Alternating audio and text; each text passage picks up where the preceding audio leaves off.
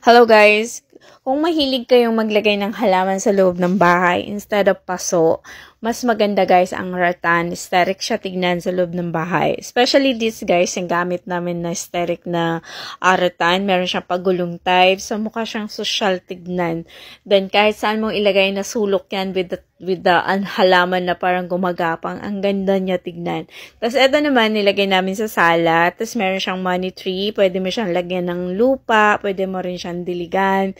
Then, yung rattan na yan guys, sobrang tibay kahit gamitin mo for how many years. Tapos, i-varnish mo lang siya ulit. Ang ganda na tignan. So, ito naman next guys. Ito yung paakyat. Pupunta sa taas namin. So, nilagyan din namin dyan. Tapos, meron din siyang palm tree. Tapos, minsan pwede mo rin siyang ilabas para maarawan. Madali lang guys. Tapos, pwede mo rin siyang dilig-diligan ng konti. Ganyan. Then, ito naman yung sa namin, sa kwarto. So, ayan, nilagyan namin ng mga halaman dyan. It looks like classy tignan.